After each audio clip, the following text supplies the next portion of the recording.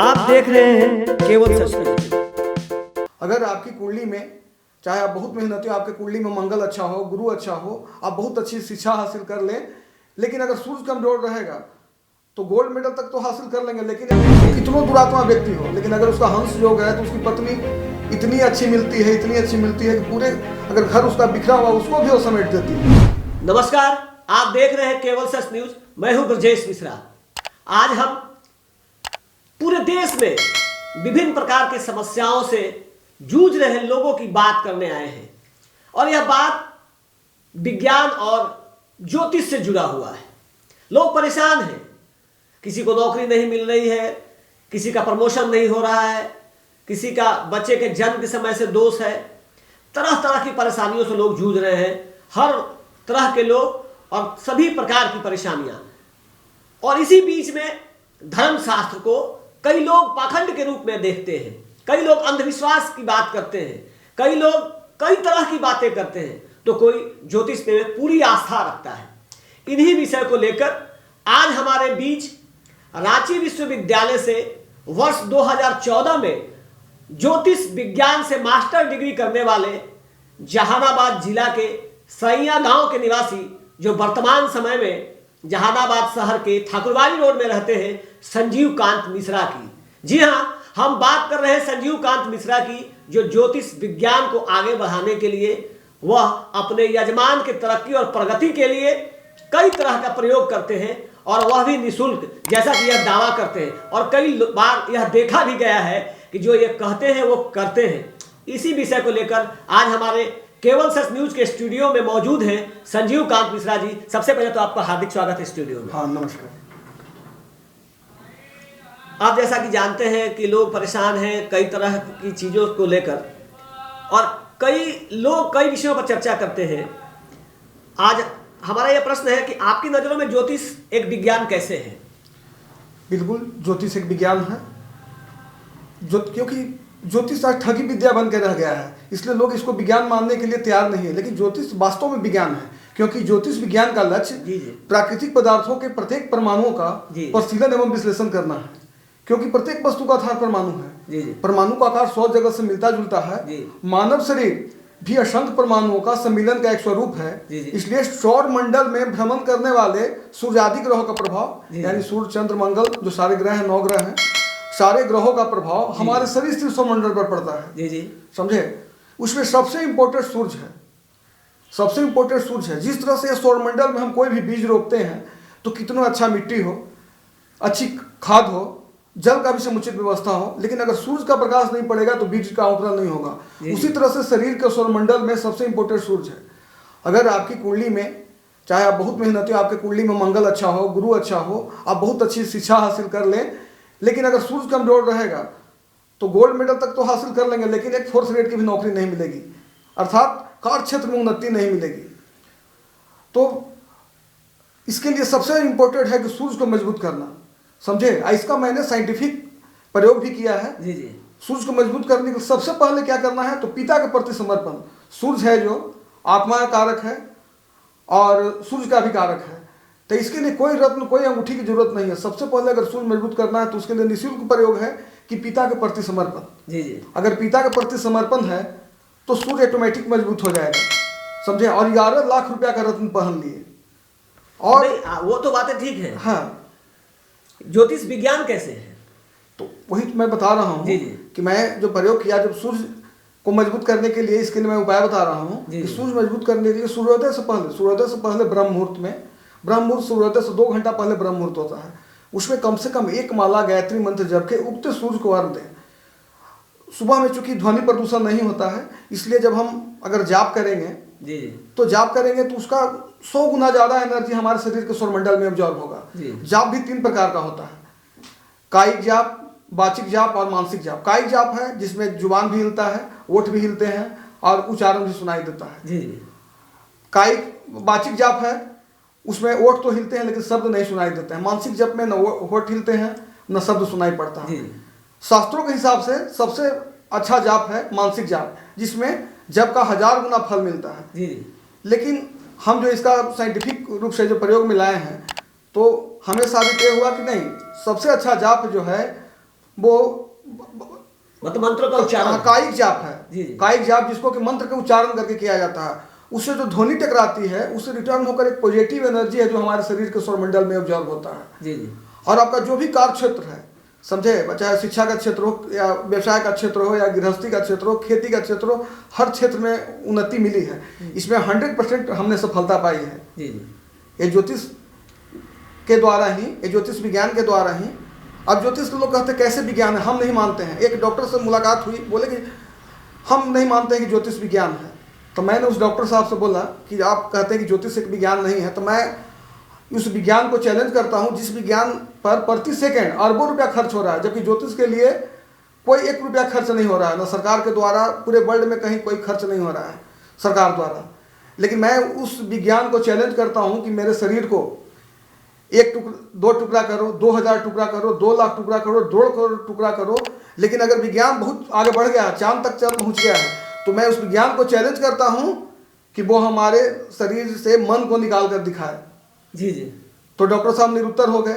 जब आप नहीं दिखा सकते हैं मन को, आप बोल रहे हैं कि हमारा साइंस है, जो विज्ञान है जो, लेकिन हमारा विज्ञान जो है उसको कैलकुलेशन के आधार पर ग्रह नक्षत्र, जिस तरह से ये सौरमंडल में ग्रह है उसी तरह से हमारे शरीर के सौरमंडल में ग्रह है। हस्तरेखा में भी सूर्य चंद्र सारे ग्रह की स्थिति है, उससे देख कर सब स्थिति को मैं बता सकता हूँ, जिसके बारे में कुछ नहीं जान रहा हूँ। तो विज्ञान है तभी नहीं, इसका भी कैलकुलेशन, इसका साइंटिफिक प्रयोग है। जिस समय साइंस का आविष्कार नहीं हुआ था उस समय ऋषि मुनि लोग चांद और सितारों को देखकर सब गणना करते थे। जी जी। कब चंद्र ग्रहण लगेगा, कब सूर्य ग्रहण लगेगा, कब अमावस्या होगा, कब पूर्णिमा होगा। जी जी। तो ये विज्ञान है तभी ना ये सबका कैलकुलेशन हुआ। बिल्कुल बिल्कुल। तो भाई मेरी नज़र में क्या, बिल्कुल ज्योतिष एक विज्ञान है। इसमें कोई, हाँ आज भले ही है कि ज्योतिष एक ठगी विद्या बन के रह गया है, इसी लोग इसमें घबराते हैं। आज बिटंडावादी लोग हैं जो कुछ नहीं जानते हैं, बस वो ठगी के लिए ज्योतिष का प्रयोग कर रहे हैं और वही ज्योतिष को बदनाम कर रहे हैं। सब ज्योतिष में गणना और भविष्यवाणी किस प्रकार की जाती है? ग्रहों के कैलकुलेशन के आधार पर कौन दशा चल रहा है, कौन ग्रह की क्या अवस्था है। ये नहीं कि अब राहु का दशा चल रहा है तो राहु मार्केसिंग हो गया। राहु भी अगर उच्च के हैं या नीच के हैं, अगर उच्च के हैं तन भाव में बैठे हुए हैं और उस पर किस किस घर की दृष्टि है, कौन अवस्था में है। 5 प्रकार के हर ग्रहों की 5 अवस्था होती है, बाल्यावस्था, किशोरावस्था, युवावस्था, वृद्धावस्था, मृतावस्था। अगर राहु भी अच्छा ग्रह है, राहु है जो बाहुबल देता है। एक अध्यात्म की किताब में नित्यकर पूजा प्रकाश में एक मंत्र है जी, वो ग्रह पर ही है। सूर्यं शौर्यं मथेन्दुरुचि पदवीं सन्मंगल मंगलः सद्बुद्धि बुद्धो गुरुश्च गुरुतां शुक्रं सुखं संसनि राहु बाहु बलं करोति सततं केतु कुल अष्ट उन्नति नित्यं प्रीतिकरा भवन्तु मम ते सर्वे अनुकूला ग्रह। उसका अर्थ है कि सूर्य हमें शौर्य प्रदान करे, जी जी। चंद्रमा है जो हमको पदवी प्रदान करे, मंगल जो है सब कार्य को मंगल करे, बुद्ध जो है हमें अच्छा बुद्धि दे, गुरु है जो गुरुता प्रदान करे, शुक्र है जो हमें सुख दे, और शनि है जो सब दुख को हर ले। राहु बाहु बलम करो तू सततम, राहु है जो हमको बाहुबल दे, और केतु कुल अश उन्नति, केतु है जो कुल की उन्नति करे। नित्यम प्रीत क्रिया भवंतु सर्वे, सर्वे अनुकूला ग्रह। लेकिन सारे अनुकूल ग्रह तब होंगे जब उसके अनुरूप हम कार्य करें। जी जी। ये नहीं कि हमारा राहु का दशा चल रहा है तो मार्केश होगा, गुरु का दशा चल रहा है तो बहुत अच्छा होगा। कौन ग्रह की क्या स्थिति है, कौन ग्रह की दृष्टि है, जिसका दशा चल रहा है वो युवावस्था में है कि वृद्धावस्था में है, उच्च का है तो कितना डिग्री पर है, तो उसके अनुसार वो फल देता है। जिस तरह से हम अगर कोई मिक्सचर बनाते हैं या कोई पदार्थ बनाते हैं, मैदा ले लिए, चीनी ले लिए, खोवा लिए, तो उससे लौंगलता भी बन सकता है, उससे काला जामुन भी बन सकता है। तो भिन्न भिन्न पदार्थों को भिन्न भिन्न मात्रा में मिश्रण करने से जैसे भिन्न पदार्थ बन जाते हैं, उसी तरह से हर व्यक्ति के शरीर के सौरमंडल में अलग अलग ग्रह की स्थिति है। इसीलिए कोई व्यक्ति गोरा होता है, कोई व्यक्ति लंबा होता है, कोई आदमी गुस्सा वाला होता है, कोई आदमी ठंडा वाला होता है। ये सब का साइंटिफिक प्रभाव है। जिस व्यक्ति का मंगल बहुत ऊंच का है और मंगल जो है उस पर पाप ग्रह की दृष्टि है, वो व्यक्ति क्रोधी होगा। वो हाथ देखकर ही बता सकते हैं, कुंडली देखकर बता सकते हैं कि वो व्यक्ति का क्या स्वभाव है और क्या है जो। तो अगर साइंस नहीं होता तो ये ज्योतिष विज्ञान नहीं बता पाता कि कौन व्यक्ति का क्या आयु है, कब बीमार पड़ने वाला है। आयु के बारे में तो खैर गणना करना संभव चीज़ है कि कब मृत्यु होगी, लेकिन फिर भी उसका एक्यूरेट भविष्यवाणी तो नहीं की जा सकती, लेकिन फिर भी उसका भविष्यवाणी लगभग होती है। विज्ञान द्वारा होती है। कब ग्रह की क्या स्थिति है उसके आधार पर कब उसकी तरक्की होगी, कब उसका उन्नति नहीं होगा, कब उसका पदोन्नति होगा, कब भाग में वृद्धि होगी, कब स्वास्थ्य गड़बड़ होगा, ये ज्योतिष से एकदम बिल्कुल पता चलता है। बहुत से ऐसे लोग हैं जिनको अपनी जन्म तिथि सही नहीं मालूम है, तो क्या हाथ देखकर भी उनका भविष्य देखा जा सकता है? बिल्कुल, हाथ तो आईना है। हमारे पास बहुत से लोग आते हैं जिनकी कुंडली नहीं है, उसका भी कुंडली बनता है, लेकिन उस पर बाद में विचार करेंगे। हस्तरेखा तो एकदम आईना है, उससे देखकर पत्नी की आयु। परसों एक पटना से व्यक्ति आए हुए थे, अगर विवाह रेखा ये हृदय रेखा है, अगर ये विवाह रेखा हृदय रेखा को काट रहा हो, वो हर व्यक्ति को हम जरूर बताते हैं कि अगर हृदय रेखा तरफ झुक रहा है तो पत्नी का स्वास्थ्य गड़बड़, या पत्नी से वियोग का जो पत्नी से टेंशन चल रहा है, मतलब एक हाथ का रेखा झुक रहा है तो पत्नी से वियोग, या तो मौत या तो तलाक या तलाक। जी जी। तो व्यक्ति आए, हम बोले कि आपकी तो कितनी उम्र है? तो बोले कि मेरा तो 70 का जन्म है। हम बोले भाई आपके तो भाई पत्नी से वियोग का जो बना हुआ है। तो बोले कि 2021 में पत्नी जो हमारी है कोरोना टाइम में, ऐसे कोरोना से तो डेथ नहीं की लेकिन उस टाइम में डेथ कर गई। तो उस हाथ में लाइन बना हुआ था। फिर बोले कि अब हम शादी कर सकते हैं कि नहीं? हम कल ही छपरा से आ रहे हैं लड़की देख के। हम बोले कि नहीं, दूसरा लाइन भी है जो झुका हुआ है, अभी भी अगर शादी होगी तो पत्नी का स्वास्थ्य गड़बड़ होगा, और वियोग का जोग एकदम लगभग बना हुआ है। अभी कुछ दिन रुके, ये जब लाइन मिट जाएगा तभी आप करेंगे। तो इस लाइन कैसे मिटेगा? तो उसके लिए जाप है। अगर पुरुष हैं, उनका अगर दाम्पत्य सुख बाधित है तो उसके लिए पत्नी मनोरमाम देही का जाप है, जो अगला स्तोत्र में दुर्गा सप्तशती में दिया हुआ है, उसका जाप 41,000 करें, या दुर्गा सप्तशती में संपुट करें, और उसका 100% प्रभाव पड़ता है। हमारे शरीर पर ग्रहों एवं राशियों का वैज्ञानिक प्रभाव किस प्रकार प्रमाणित करते हैं, प्रमाणित करते हैं, ताकि आम लोगों के बीच ये जो धारणा है कि ज्योतिष जो है एक मनगढ़ंत कहानी है, पंडितों का एक बड़ा एक जालसाजी का एक है, और एक बिना कर्म का, पंडित कुल में जन्म लिए तो ये एक धंधा भी है, लोग कहते हैं। नहीं, बिल्कुल धंधा नहीं है। ग्रह और राशि का तो हम बताएंगे, ग्रह और राशि का हमारे शरीर पर बिल्कुल प्रभाव पड़ता है। अगर हम राशि है, जो जिस घर में चंद्रमा होते हैं वो हमारी राशि होती है। जी जी। अगर चंद्रमा 20 राशि में है तो चंद्रमा ऊंच का हो गया। जी जी। वृश्चिक राशि में हो गया तो चंद्रमा नीच का हो गया। तो उसी के आधार पर सूर्य है जो मेष राशि में ऊंच का होता है, और तुला राशि में नीच का होता है। विज्ञान में डीएनए होता है, उसी तरीके से राशि इसका भी बिल्कुल अपना से 7वां घर हर ग्रह का नीच स्थान होता है। जहाँ सूर्य ऊंच के होते हैं वहाँ शनि नीच के होते हैं। शनि का नीच स्थान मेष है और सूर्य का ऊंच स्थान है। सूर्य का नीच स्थान तुला है और सूर्य या शनि का ऊंच स्थान वो है। तो हम लोग ग्रह और नक्षत्र के आधार पर, अगर शनि का ही दशा चल रहा है, शनि स्वगृही है, केंद्र में शनि है, स्वगृही होके है, चाहे उच्च के शनि है, तो एक राजयोग बन जाता है। पंच महापुरुष राजयोग का सस योग बन जाता है। लेकिन अब शनि किस अवस्था में है, अगर उच्च के हैं तो कितने डिग्री पर हैं उच्च के, इसके आधार पर अगर वो दशा है तो बहुत अच्छा फल। हम बहुत सारे इंजीनियर को देखे हैं जिनका पंच महापुरुष का राजयोग है, बिल्कुल उनके बारे में हम नहीं जान रहे हैं, लेकिन मेरे पास वो आए और 30-32 का उम्र है, तो भाई आपकी, हम देखें कि आपकी पढ़ाई तो हो गई होगी, तो हाँ बिल्कुल आपको तो इंजीनियर होना चाहिए, तो बिल्कुल इंजीनियर है।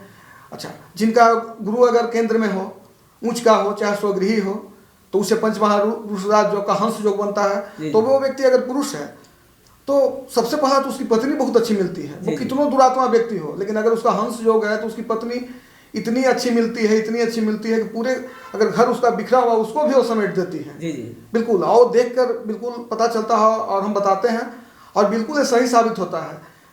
एक व्यक्ति आए, उनका कुंडली देखे, हम बोले कि आपका लव मैरिज हुआ है? तो बोले कि हाँ लव मैरिज तो हुआ है। वो हाथ देखकर बिल्कुल हम एकदम परफेक्ट बता देते हैं कि लव मैरिज हुआ है कि नहीं।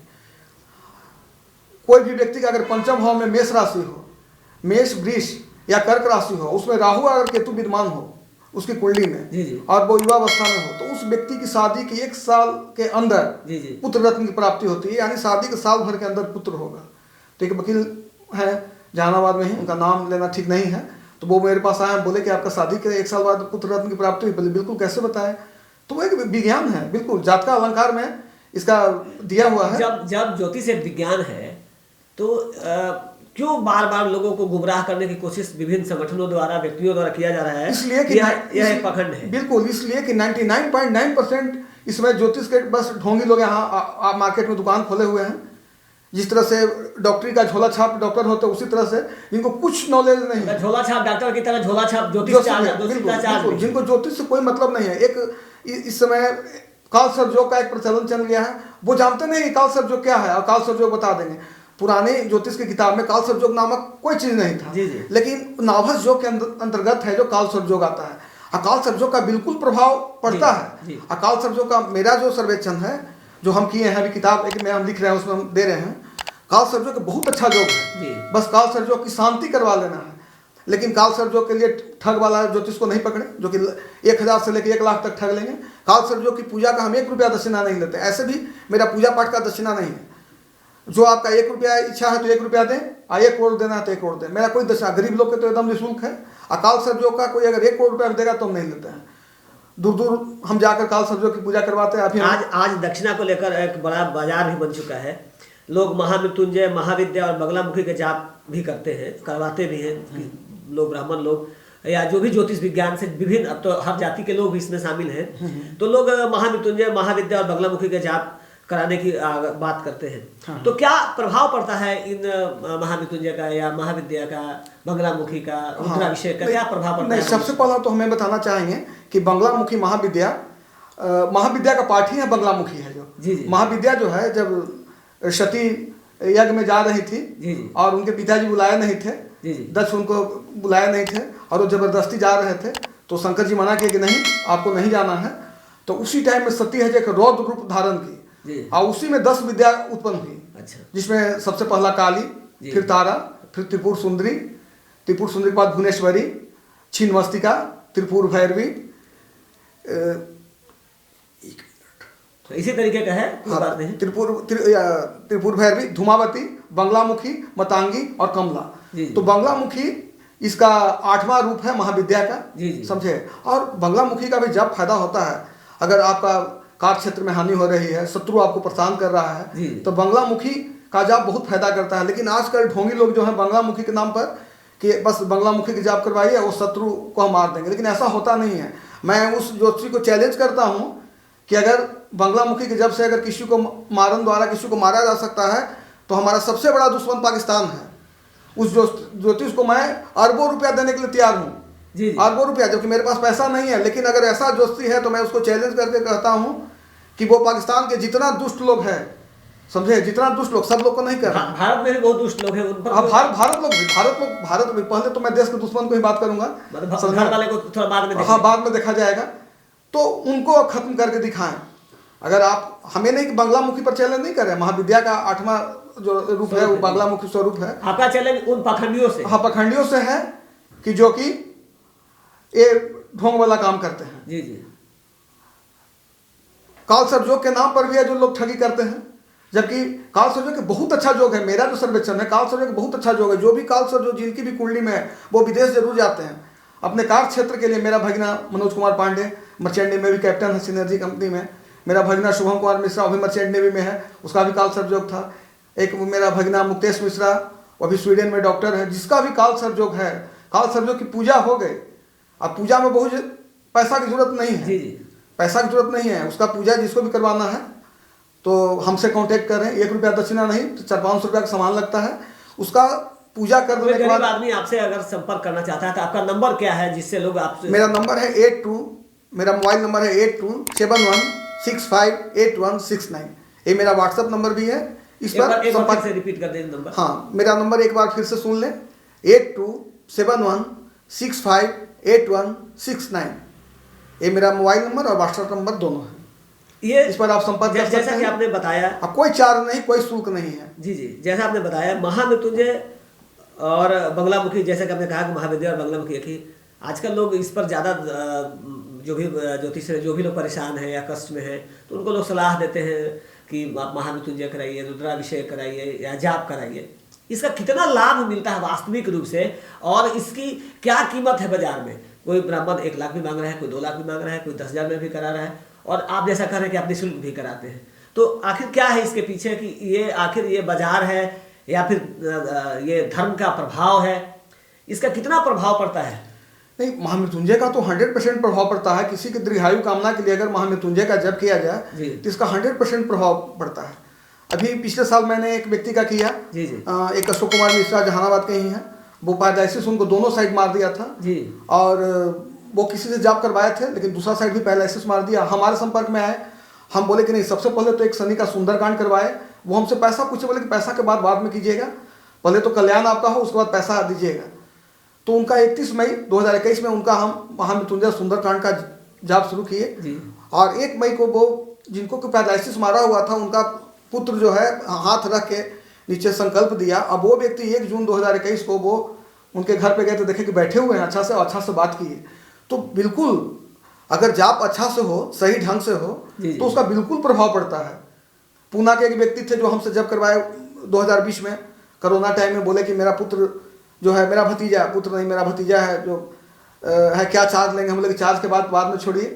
तो संकल्प कैसे होगा? हम बोले फ़ोन से हम संकल्प करवा रहे हैं। उनकी पत्नी को बोलिए कि मंदिर जाए और हम फ़ोन से संकल्प करवाएंगे, यहाँ संकल्प हम करेंगे, वो हाँ वह करेंगे। ऐसा नहीं कि संकल्प हाथ से ही संकल्प लेने से संकल्प होगा, ये संतुष्टि के लिए जी समझे ना, संकल्प हाथ से लेके दिखाया जाता। अगर हम किसी को, जो व्यक्ति नहीं भी जान रहा है, उसके लिए महामृत्युंजय अगर हम अपने दिल से करें, समझे, उसका गोत्र का नाम नहीं है या तो कश्यप गोत्र के नाम से हम उसका अगर संकल्प करें तो बिल्कुल फायदा करेगा। जिस तरह से मोबाइल, जैसे मोबाइल जो है, मोबाइल में सिम लगा लिए, लेकिन जब तक मोबाइल में एक्टिवेट सिम नहीं होगा तब तक काम नहीं करेगा। तो जो संकल्प जो है, मतलब हम ही खुद संकल्प कर दिए तो समझिए कि जैसे मोबाइल एक्टिवेट हो जाता है फिर हर जगह काम करता है, उसी तरह से संकल्प है जो एक्टिवेट जब हो गया जिसके नाम से, उसका अदृश्य रूप से उसका एकदम डायरेक्ट फायदा करेगा। जी।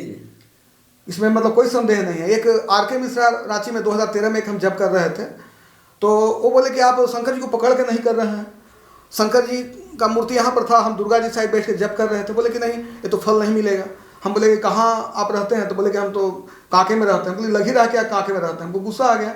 हम क्या काम कीजिए, वो 10 किलोमीटर की एक रस्सी लीजिए और आप कमर में बांध लीजिए, और अभी जहाँ जाएगा तो भाई सब पंडित जी लोग को बोले कि आप धागा बांध लीजिए कमर में, और शंकर जी में भी बांध दीजिए। हम बोले तब आप अभी को रस्सी बांध लीजिए 10 किलोमीटर का, 10 किलोमीटर दूर रहते हैं। जब रस्सी बांधने से शंकर जी को फायदा होगा, मंत्र पढ़ने से, हम कहेंगे अब आपका हम जप नहीं करेंगे। फिर वो बहुत मिन्नत के हम बोले कि नहीं, हम संकल्प नहीं लिए, संकल्प लिए थे मेरे गुरु जी। हम बोले कि वो समझेंगे, आप बहुत शुद्ध कर दिए, एक तो ईमानदारी से जब कर रहे हैं उसके बाद आप इस तरह से बोल रहे हैं। तो बोले कि हमारा सप्ताह में 2 दिन या डायलिसिस हो रहा है, इसलिए हम क्या कहें, हमारी क्या स्थिति है जो हम समझ रहे हैं, व्याकुल हो गए। लेकिन अभी तक वो जिंदा हैं, उनको संजोग से उनका किडनी मिल गया उनके मैचिंग का, और अभी तक वो जिंदा हैं। हाल में वो मिले, हम उनको पहचाने नहीं, तो बोले कि आप हमको पहचान रहे हैं? हम कल कि नहीं पहचान तो नहीं रहे हैं। तो बोले कि आप ही व्यक्ति हैं जिनसे बहस हुआ था। बोले कि अच्छा ये बताइए ये हम क्यों डेट लिए गृह प्रवेश का? तो हम बोले कि हमको तो ये समझ में आ रहा है कि 9वीं तिथि है, आपका लग्न भी है जो 9 है, गृह प्रवेश का टाइम भी 9 है, इसीलिए लगता है कि आप लिए हैं। तो बिल्कुल हमारे गुरु जी हो नहीं बता पाए इसका उत्तर, लेकिन हम देखे तब बोले कि आप शुरू से ही आपके एकदम हम फैन हैं, क्योंकि आप पहचाने हमको नहीं। तो हम आर.के. मिश्रा जिसका आप जब किए थे, देखिए आज बच रहे हैं। तो इसका बिल्कुल प्रभाव पड़ता है। लोग आज के, आप बिल्कुल युवा हैं अभी, जब आपने ये फिर मास्टर डिग्री किया उस समय में आप ज्योतिष विज्ञान को ही आपने क्यों चुना? आप अन्य क्षेत्र में जैसे लोग आजकल MBA कर रहे हैं, MCA कर रहे हैं, तरह तरह के प्रोफेशनल टेक्निकल कोर्स कर रहे हैं, ज्योतिष विज्ञान के पर्पस ब्राह्मण होने के नाते किया या फिर इसमें एक नई ऊर्जा दिखा? नहीं, ऊर्जा दिखा। पहले देखिए, हम भी ज्योतिष में 1% न नॉलेज था और न कोई रुचि थी, लेकिन अचानक 2011 में हमको ज्योतिष विज्ञान पे रुचि हुई। पहले हम फोटोग्राफी का काम करते थे। 2004 में 2005 में हम पूरे बिहार में फोटोग्राफी में फर्स्ट आए थे, राज्यपाल उसमें बूटा से थे, उसमें अवार्ड लिए थे। समझे, LIC में भी काम किए हम। लेकिन 2011 में हमको ज्योतिष के प्रति रुचि हुई। एक हमारे गुरु जो आज भी मैं उनका नाम लेना चाहूँगा, उनका नाम है रामनाथ पांडे। उनसे मैंने बोला कि मैं ज्योतिष सीखना चाहता हूँ। तो बोले कब से सीखना चाहते हैं भैया? हम बोले कि जब से सिखाइए। तो बोले कि आप जैसा अगर शिष्य मिले तो हम अभी सब्जी लाने हम जा रहे हैं, चलिए सब्जी तो शाम के लिए आना है। 11 दोपहर के बज रहा था, वो लौट गए। कितना टाइम लगेगा उनसे पूछे, बोले कि 1 साल लगेगा। लेकिन वो मैक्सिमम 10 दिन लगा। वो जितना वो जानते थे 10 दिन, वो जितना हमको पढ़ाया 10 दिन में सब हम सुनाते गए। बोले कि अब मेरे पास अब आपको ज्ञान देने के लिए नहीं है। उसके बाद हम रांची यूनिवर्सिटी में एडमिशन लिया। हमको बहुत गर्व हो गया, बहुत अभिमान हो गया कि हम ज्योतिष में बहुत जानने लगे हैं। कुछ किताब भी उस टाइम में लिखने लगे हम, और बहुत अभिमान हो गया हमको। लेकिन ज्योतिष में जब एडमिशन लिए तो वहाँ का जो गुरु हुए, जो अपर क्लास के गुरु हुए, लोअर क्लास में गुरु रामनाथ पांडे, लेकिन जो मेन गुरु अब मेरे हैं जो चंद्रशेखर मिश्रा, रांची यूनिवर्सिटी में हेड ऑफ डिपार्टमेंट है, वो हमारी कुंडली देखे बनाया हुआ, उसको लाल पेन से काट दिए। बोले कि तुम ज्योतिष में 0 हो, समझे, कुछ नहीं जानते हो। तुम मानसागरी वाला पंडित हो कि राहु में राहु तो पिता का मार्केश, राहु में गुरु तो तीर्थ यात्रा। कल की हाँ, तो कुछ नहीं जानते हो। जिस दिन तुमको हम आशीर्वाद देंगे पीठ ठोकेंगे, उस दिन से कुंडली देखना। आज गुरु का आशीर्वाद है कि गुरु जी भी बहुत सा कुंडली देखते हैं तो हमसे बोलते हैं कि थोड़ा सा इसमें तुम अपना बताओ। हाँ, मंतव्य कि क्या है जो, और आज गुरु का आशीर्वाद है। लेकिन आज मैं यही कहता हूँ कि ज्योतिष का अगर 0.1% भी हम जानते हैं, मतलब करोड़वां हिस्सा भी जानते हैं, तो मेरे लिए बहुत है। करियर के लिए ये कैसा है, किस तरीके से, जिस तरीके से लोग आज प्रोफेशनल टेक्निकल कोर्स कर रहे हैं, खासकर विशेष करके ब्राह्मणों के लिए ये किस तरीके का करियर है? बहुत अच्छा करियर है। और जिनको अगर ज्योतिष पढ़ना है तो अभी लगभग हम 600 कुछ लोगों को हम फ्री में ज्योतिष पढ़ा रहे हैं। उसमें 10% लोग जो हैं हमको पैसा देते हैं, 10% से भी कम ही लोग हैं। जी जी। और बाकी सब लोग एकदम बिल्कुल निःशुल्क पढ़ा रहे हैं। उनका किताब से लेके, कॉपी से लेके, पेन से लेके, सारा चीज़ हमारे तरफ से। लेकिन वो व्यक्ति को वैसा होना चाहिए कि वो नहीं दे सके। लेकिन अगर ऐसे कोई पढ़ना चाहते जो सक्षम है तो उनके लिए फिर 1 लाख रुपये मेरा फीस, उसमें 9 कोर्स हम करवाएंगे। जी जी। समझना, ज्योतिष रत्न, ज्योतिष ऋषि, ज्योतिष महर्षि, वास्तु रत्न, वास्तु ऋषि, वास्तु महर्षि, हस्तरेखा का भी उसी तरह से 9 कोर्स है। लेकिन और जो उतना नहीं दे सकते उनके लिए 50,000 रुपया। लेकिन 50,000 से जो कम देंगे उनके लिए एकदम निःशुल्क है। जी। तो 90% से ऊपर लोग जो हैं, मतलब लगभग 9% लोग हमको पैसा देते हैं और बाकी लोग निःशुल्क पढ़ रहे हैं।